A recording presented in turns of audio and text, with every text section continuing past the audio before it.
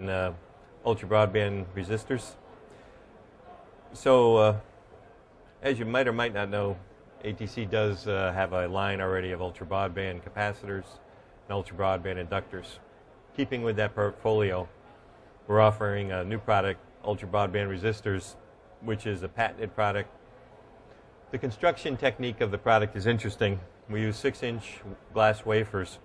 We produced RF design thin film resistors on the wafer.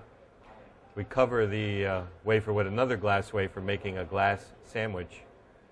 And then we use an epoxy termination technology, a silver-based epoxy, which is plated nickel tin to create a surface mount, row house compliant type of surface mountable high frequency resistor. The patent portion of the product is because of the compensation we can use with this product. And I'll get into that a little bit more later in the presentation. So the core material of the resistor is tantalum nitride. It's for the basically 25 ohm to about 1,000 ohm range. Most of the resistors that you'd use in the ultra broadband spectrum would be probably 25 to 200 ohms. There are some outlying values, probably as high as 500.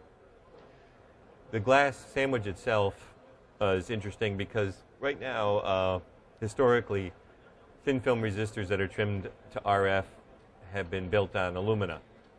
And they're basically an LGA type construction with a surface termination on top. The glass sandwich allows us to lower the dielectric constant of the structure, thereby drastically increasing its frequency response. And the termination technology allows us to offer it as a true surface mountable device. The actual product was designed from scratch through simulation, and then we brought the materials to bear to fit the simulation to bring us the performance. Many people do have tantalum nitride as a sputtered material. Through manipulation of the material, you can produce a better product for this type of application. So through manipulation of the environment that material is produced within and subsequent heat treatings, we provide a material that is better suited for this particular application. So what really are we producing? So the glass sandwich, as you can see, we have 2 glass plates, and then we build a tantalum nitride resistor, which is edge trimmed for RF. We do a passivation layer over the tantalum nitride so it doesn't interact with the epoxy glue.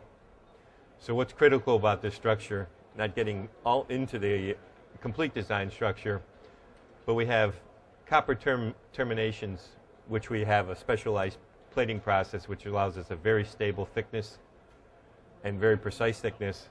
This is an end gap for the top lid.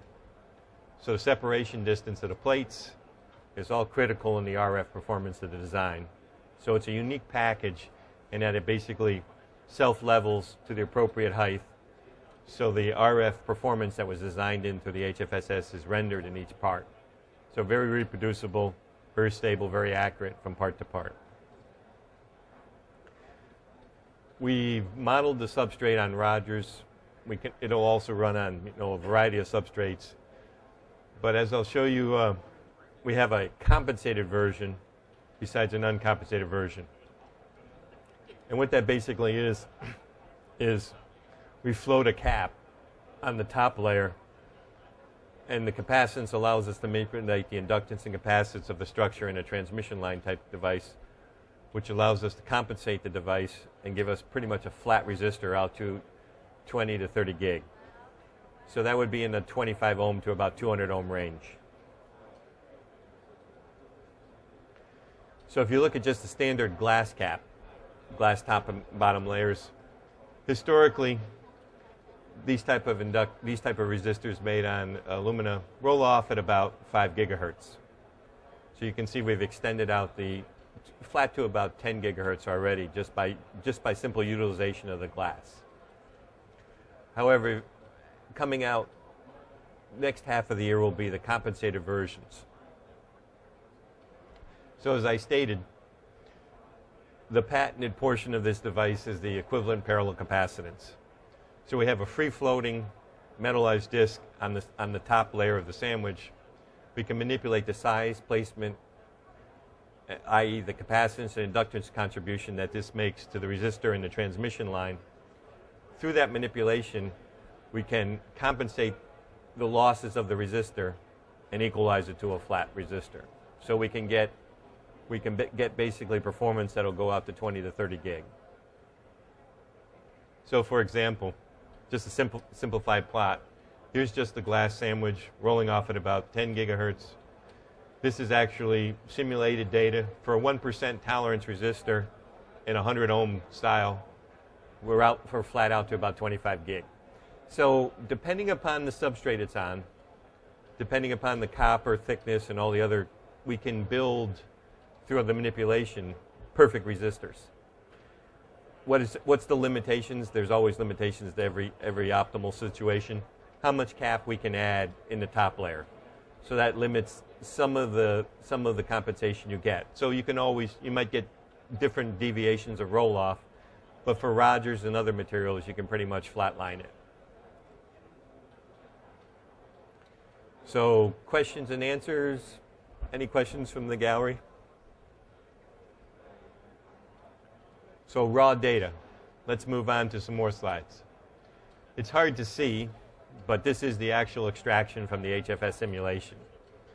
So here you see an uncompensated 100 ohm resistor, and here you see the actual compensated structure based on the associated.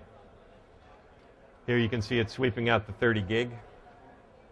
Our agreement with our measurement techniques is usually about 5%. These are being measured as we speak. There's various circuit structures I showed you initially that we're using to measure them on. We have prototype sites which are using this already in their designs. They have agreement with our data showing that it's actually working and performing as the simulation dictates. So we're confident, but right now we're gathering the complete data package to assemble with this. And as I stated earlier, in this model, when we break down the resistor structure, we have the free-floating cap. By manipulating the cap and value, depending upon how much cap we can actually feed, you can get different structural compensations. Flat, of course, is what people would want in terms of an ideal case, but it is a unique device in that we can tailor it based on the substrate, and we can try to optimize it for the particular use of the customer.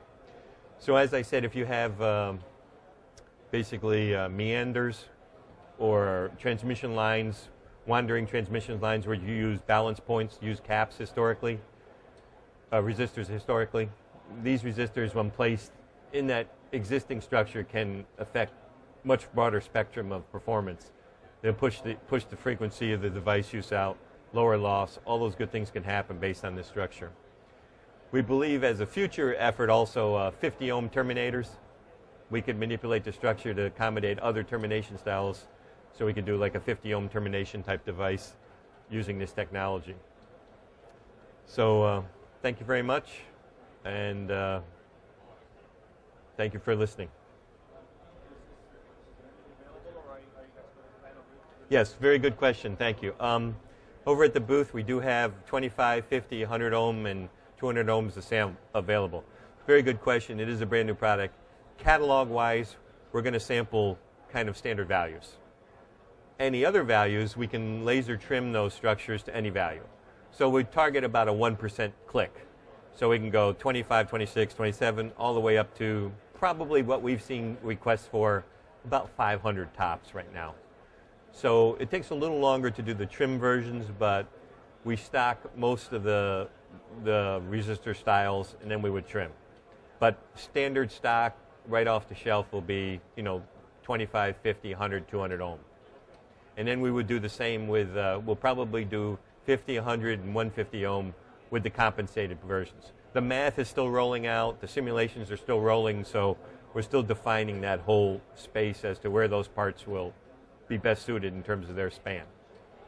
So as I said, we have very good agreement with the math, but the simulations are moderately complex, so you have to run them, derive the data, and then associate that with the parts. Very good question. Thank you. Yes, actually I have literature right here. There is literature online, PDFs. You can download them if you don't want to take the paper. I know paper is getting less desirable. And we also have rolled out at MTTS, it's not in this presentation, but we have wire bond, just standard wire bond resistors, and we have a high value resistor. This is the most interesting because this completes the portfolio of the ultra broadband inductor and capacitor. Other questions? Thank you very much.